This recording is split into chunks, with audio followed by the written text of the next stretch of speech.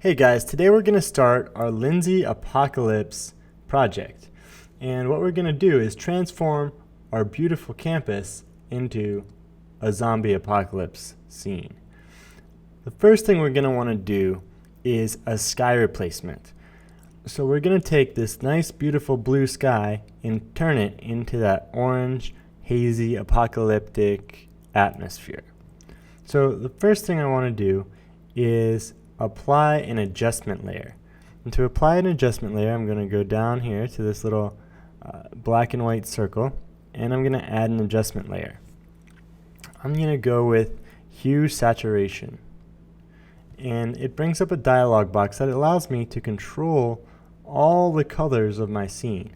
If I move the hue slider, I'm going to be shifting the colors of my scene. I'm going to make this sky a little bit orange.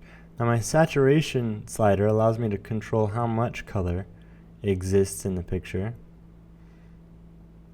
And my lightness meter allows me to darken my photo down to a nice apocalyptic haziness. Now of course you'll notice that I have changed every color in the entire image, and I don't really need the blue grass or the fluorescent cardinals. I just want the sky to be affected. So what I'm going to do is edit the layer mask, and you can see that when I've created the adjustment layer, a mask was automatically created for me. When we use a mask, what is white in the box represents what is visible, and what is black represents what is covered.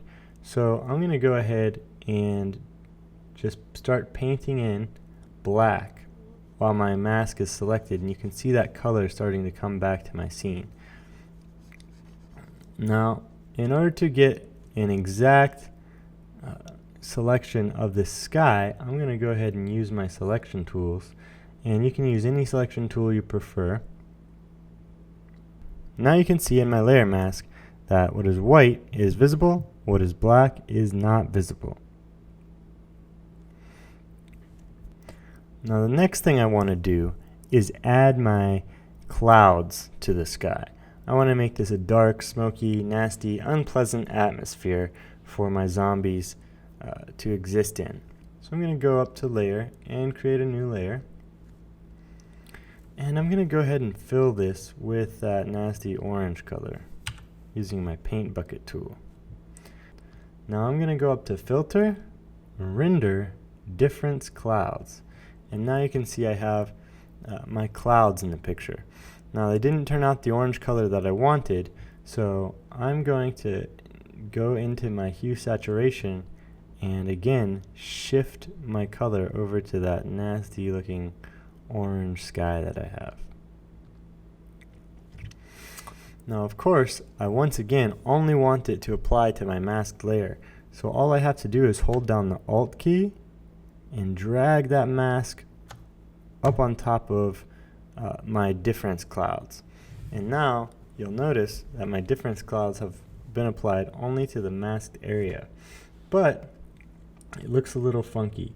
I don't really want to see the clouds, I just want their effect to be applied over the sky that I already have. So what I'm going to do is change the blending mode. The blending mode controls how this layer will mix with all the layers below it. So I'm going to change that from normal to soft light. And you can see that my clouds are just kind of hovering up there, and I can control how strongly I want this effect to come into play. One more thing I'm going to do is add a new adjustment layer called levels. And I'm going to drag all the midtones in my picture up and darken those midtones. So now I have a nice dark ominous atmosphere.